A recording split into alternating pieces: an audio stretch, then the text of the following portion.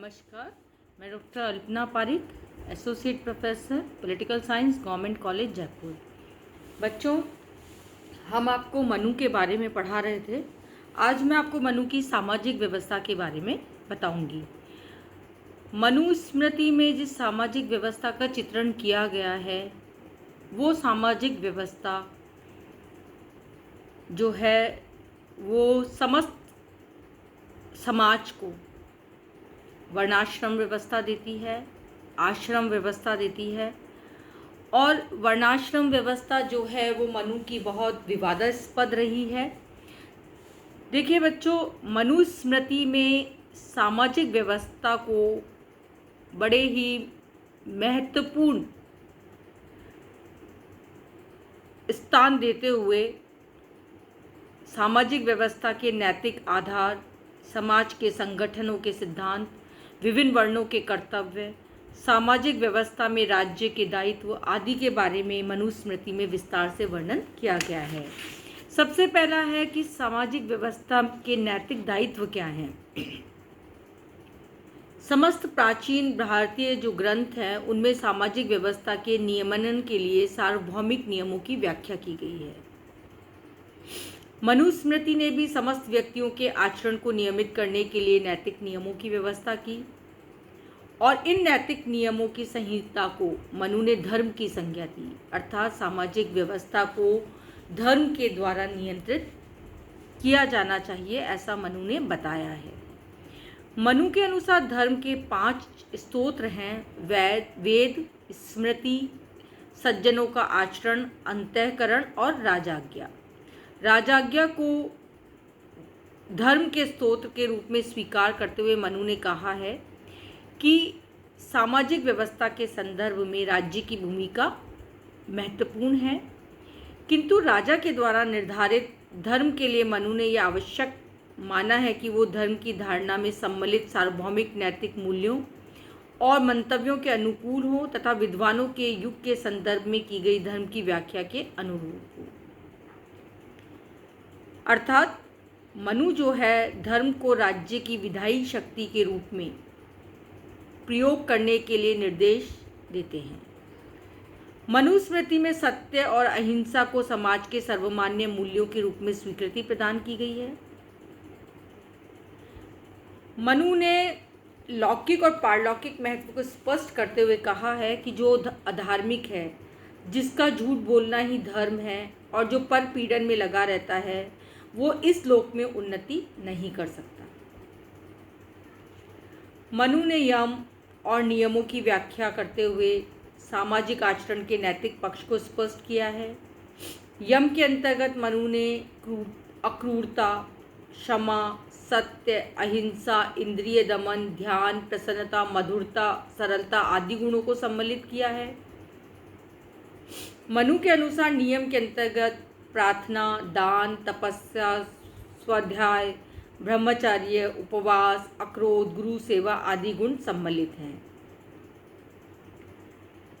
दूसरी बात मनु करते हैं सामाजिक व्यवस्था के अंतर्गत वर्णाश्रम व्यवस्था की। देखिए, मनु ने समस्त सामाजिक व्यवस्था को 4 वर्णों में विभाजित किया है: ब्राह्मण, क्षत्रिय, वैश्य और शूद्र।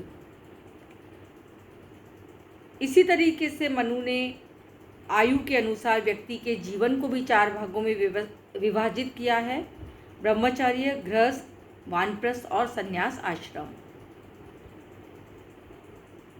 मनु ने अपनी वर्णाश्रम व्यवस्था में अलग अलग वर्णों के व्यक्तियों के कर्तव्यों के निर्वहन का भी विवेचन बड़े विस्तार से किया है।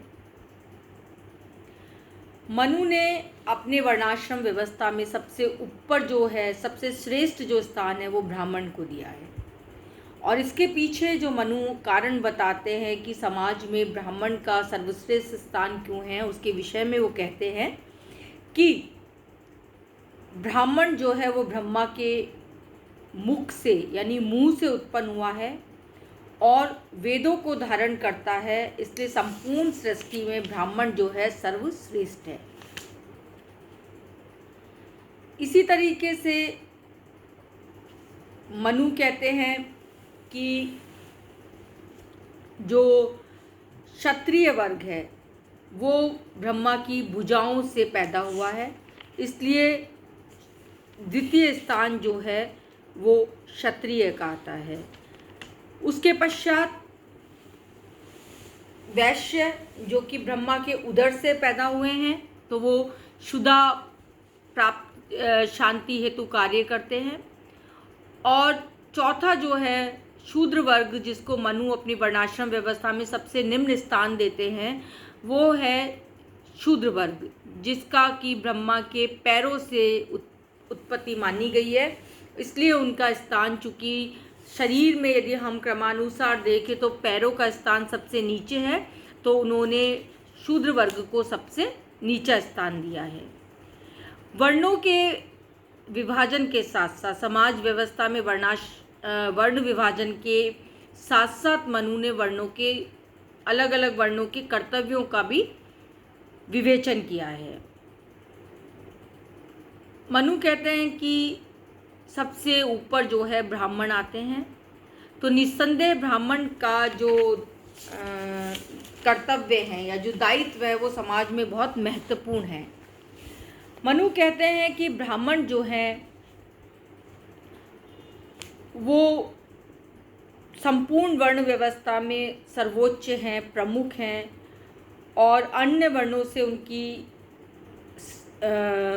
वर्णों की तुलना में उनकी जो श्रेष्ठता है, इसको स्पष्ट करते हुए वो लिखते हैं कि जो धर्म की रक्षा करे वो सर्वश्रेष्ठ है, और ब्राह्मण वर्ग जो है वो धर्म की रक्षा करने में सक्षम है। वेदों के अनुसार आचार को धर्म की संज्ञा प्रदान करते हुए मनु ने कहा है कि ब्राह्मण वर्ग को सदैव वेद सम्मत पवित्र व्यवहार करना चाहिए, और जो ब्राह्मण अपने आचरण से भ्रष्ट हो जाता है वो वेद का फल प्राप्त नहीं करता। ब्राह्मणों से धर्मशास्त्र के अध्ययन और उन धर्मशास्त्र के उपदेशों को सुपात्रों तक पहुंचाने की अपेक्षा की गई है। साथ ही साथ ये अपेक्षा भी की गई है कि वो सदैव आलस से रहित होकर अपने शिष्यों को वेदों का अध्ययन करवाएंगे। इसके साथ ही उन्होंने ब्राह्मण वर्ग से अपेक्षा की है कि वो अपनी ज्ञानेंद्रियों और कामेंद्रियों पर संयम रखेंगे। मनु ने ब्राह्मण वर्ग के जिन कर्तव्यों का विवेचन किया उसमें पढ़ना, पढ़ाना, यज्ञ कराना, दान देना, लेना आदि प्रमुख रूप से सम्मिलित हैं।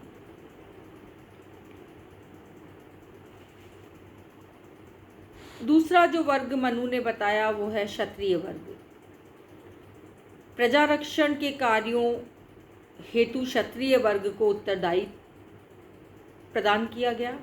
क्षत्रियों के प्रमुख कर्तव्य हैं प्रजा की रक्षा करना, दान देना, यज्ञ करना, पढ़ना और विषय में आसक्ति नहीं रखना।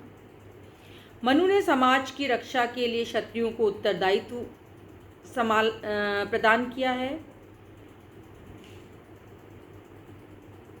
साथ ही साथ मनु ने यह भी कहा है कि क्षत्रिय जो है वो रक्षा करने हेतु अपने जो अधिकार हैं उनका दुरुपयोग ना करें। तीसरा जो मनु ने वैश्यों के कर्तव्य बताया है उसके अनुसार राज्य की आर्थिक व्यवस्था के संचालन और आर्थिक विकास के संबंध में वैश्यों की यानी वणिक वर्ग की महत्वपूर्ण भूमिका है। पशुओं की रक्षा करना, दान देना, यज्ञ करना, पढ़ना, व्यापार करना, ब्याज लेना, कृषि कार्य करना आदि वैश्यों के प्रमुख कर्तव्य हैं। शूद्र वर्ग के कर्तव्यों के रूप में मनु ने बताया है कि चूंकि समाज में क्रमानुसार इनका स्थान सबसे निम्न है, इसलिए शेष तीनों वर्गों की सेवा का दायित्व शूद्र वर्ग का है। मनु के अनुसार ब्रह्मा ने ब्रह्मांड तीनों वर्णों का आनंदित रहते हुए सेवा करने का प्रधान कर्म शूद्र का बताया है। शूद्र वर्ण के सदस्यों को अन्य वर्णों द्वारा की जाने वाली निंदा, अनिंदा, प्रशंसा आदि पर विचार किए बिना सदैव उनकी सेवा में लगे रहना चाहिए। मनु ने चारों वर्णों में से केवल शूद्र वर्ग को ही वेदों के अध्ययन से वंचित रखा। न केवल वेद अध्ययन से उन्हें वर्जित किया, अपितु वेद अध्ययन को उन्होंने गंभीर अपराध भी माना। और वो कहते हैं कि यदि शूद्र गलती से भी वेद अध्ययन कर ले या वेद का मंत्र भी सुन ले तो उसकी इस गलती के लिए उसके कानों में पिघला हुआ शीशा डालकर उसे दंडित किया जाना चाहिए। ये बातें जो है मनु की, ये समाज में विषमता को बढ़ावा देने वाली प्रतीत होती हैं। अब मनु इन विभिन्न वर्णों के मध्य परस्पर अपने संबंधों की व्याख्या करते हैं कि परस्पर किस तरीके के संबंध होने चाहिए। मनु कहते हैं कि ब्राह्मण को उच्च स्थान प्रदान किया गया है, अतः ये जो वर्ग है ब्राह्मण वर्ग,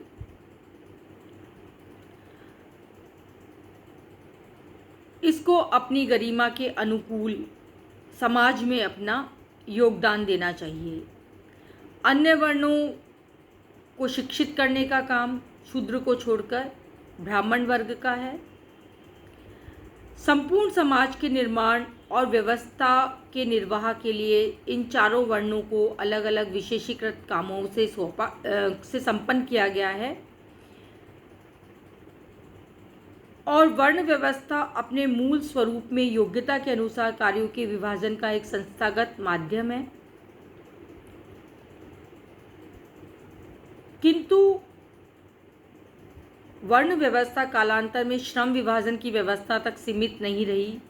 वर्ण विशेष के लिए निर्धारित कर्मों के आधार पर उस वर्ण के सदस्यों को उच्च या निम्न समझा जाने लगा। सामाजिक व्यवस्था में वर्ण पर आधारित उच्चता और निम्नता का पूर्वाग्रह मनु के विचारों में प्रखरता से व्यक्त हुआ। मनु जो है वो ब्राह्मण को उच्च स्थान प्रदान करते हैं।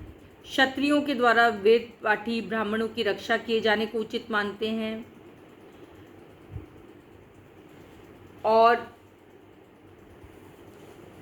समाज में ब्राह्मणों की इस उच्च स्थिति को स्वीकार करते हुए ये कहते हैं कि अकारण ही उन्हें ये स्थिति प्रदान नहीं की गई है, अपितु ब्राह्मणों में अपेक्षित उच्च कोटि का चरित्र और आदर्श जो है वो इसके लिए, इस स्थिति के लिए जिम्मेदार थे।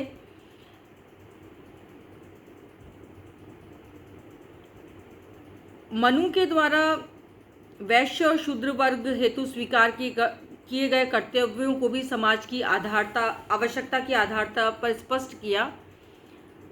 तो चारों वर्णों को एक दूसरे पर निर्भर तो माना, किंतु मनु ने वर्णाश्रम व्यवस्था में जो भेद किया है वो आज एक मूल प्रश्न बन जाता है सामाजिक विषमता के आधार का। शूद्रों और स्त्रियों के प्रति जो भेदभाव मनु ने किया है, एक बार उसकी पुनः व्याख्या कर लें। मनुस्मृति में स्त्रियों को समाज में स्वतंत्र स्थान प्रदान नहीं किया गया। स्त्रियों के संबंध में भी मनु के विचार जो है वो विवादास्पद हैं, क्योंकि मनु ने कहा है कि स्त्री जो है वो स्वभाव से चंचल होती है, इसलिए हर स्थिति में उस पर नियंत्रण किया जाना आवश्यक है। जैसे बाल्यकाल में उसको पिता के अधीन, युवावस्था में अपने पति के अधीन और वृद्धावस्था में उसको अपने पुत्र के नियंत्रण और संरक्षण में रहना चाहिए। अर्थात किसी भी अवस्था में स्त्री को स्वतंत्र नहीं होना चाहिए। मनु का मत है कि ब्रह्मा ने स्त्रियों की प्रवृत्ति में कुछ ऐसे दुर्गुणों का सृजन कर दिया है कि यदि इन्हें स्वतंत्र छोड़ दिया जाए तो यह व्यभिचार और दोषों में लिप्त हो जाएगी। अतः इन्हें सदैव पुरुष की सतर्कता पूर्वक नियंत्रण में रखा जाना चाहिए। लेकिन मनु ने दूसरी तरफ कहा है कि सामाजिक स्वतंत्रता स्त्रियों को नहीं दी जानी चाहिए, लेकिन पारिवारिक जीवन में स्त्रियों की प्रतिष्ठा और गरिमा का सम्मान करना चाहिए। क्योंकि मनु कहते हैं कि जिस परिवार में स्त्रियों का मान सम्मान नहीं होता वहाँ देवता भी विचरण नहीं करते। मनु कहते हैं यत्र नार्यस्तु पूज्यन्तु तत्र देवता रमयन्ते। यहाँ जहाँ नारी का सम्मान होता है वहीं देवता रहते हैं। इसलिए स्त्रियों को परिवार में मान सम्मान, धन, आभूषण आदि के माध्यम से प्रसन्न रखा जाना चाहिए। देखिए, ये जो मनु के स्त्रियों के संबंध में विचार हैं, एक तरफ तो वो स्त्रियों को उच्च स्थान प्रदान कर देते हैं और दूसरी तरफ स्त्रियों की परतंत्रता की बात करते हैं। मनु के स्त्रियों के संबंध में विचार भी उतने ही विवादास्पद है जितने कि मनु के शूद्रों के प्रति विचार। मनु ने शूद्रों के प्रति जो भेदभावपूर्णकारी विचार रखे हैं, उन्हीं का परिणाम है कि आज मनुस्मृति को जलाया जाता है। इसलिए जलाया जाता है क्योंकि मनुस्मृति को ही विषमता की सबसे पहली कड़ी माना जाता है कि समाज में जो वैमनस्य पैदा हुआ है, विषमता पैदा हुई है, असमानता पैदा हुई है, ये मनुस्मृति की देन है। क्योंकि मनु जो है वो शूद्रों को एक स्वतंत्र नागरिक का स्तर प्रदान नहीं करते हैं। वो कहते हैं कि शूद्रों को दास बनाना चाहिए। दास के रूप में शूद्र को वेतन दिए जाना भी वो अनिवार्य नहीं मानते, क्योंकि वो कहते हैं कि दासत्व जो है वो शूद्र के लिए एक सहज स्थिति है, यानी शूद्र जो है वो पैदा ही दास बनने के लिए हुआ है। मनु कहते हैं कि जब कोई शूद्र दास बना लिया जाता है तो उसे अपनी संपत्ति रखने का भी अधिकार नहीं है, क्योंकि उसका अपना कोई निजी धन नहीं है। उसकी समस्त संपत्ति जो है वो स्वामी की होती है। शूद्रों और स्त्रियों के प्रति जो मनु का दृष्टिकोण था वो सामाजिक व्यवस्था में समानता के सिद्धांत को मान्यता नहीं देता। शूद्रों और स्त्रियों के प्रति मनु द्वारा प्रतिपादित किए गए भेदभाव का कोई तर्कसम्मत आधार और औचित्य भी प्रतीत नहीं होता। इसीलिए आज के समय में मनुस्मृति की इस वर्णाश्रम व्यवस्था को मान्य नहीं माना जाता। इसी तरीके से मनु ने आश्रम व्यवस्था की बात कही है कि व्यक्ति का जो जीवन है वो 100 साल का मानकर उसको 4 वर्ग में विभाजित कर दिया गया है। जन्म से लेके 25 वर्ष की अवस्था को बाल ब्रह्मचर्य आश्रम, 25 से 50 की आयु में गृहस्थाश्रम, 50 से 75 की आयु में वानप्रस्थाश्रम और 75 से शेष आयु संन्यासाश्रम। इन चारों आश्रमों में मनु के द्वारा व्यक्ति के कर्तव्यों का और दायित्वों का उल्लेख किया गया है। ब्रह्मचर्य आश्रम में रहते हुए व्यक्ति अपनी विद्या अर्जन पे ध्यान देगा। गृहस्थ आश्रम में जाने के पश्चात वो अपने गृहस्थ दायित्वों का निर्वहन करेगा। वानप्रस्थ आश्रम में वो घर में रहते हुए भी धीरे धीरे घर के मोह माया से मुक्त होगा और संन्यास आश्रम में वो पूर्णतः मोह माया से मुक्त रहकर अपने घर को त्याग करके वन में चला जाना चाहिए। ये बात मनु कहते हैं। इस तरीके से मनु की सामाजिक व्यवस्था जो है वो आज के युग में उपयुक्त प्रतीत नहीं होती है। अगला जो है मनु के परराष्ट्र संबंधों की चर्चा हम कल करेंगे। धन्यवाद।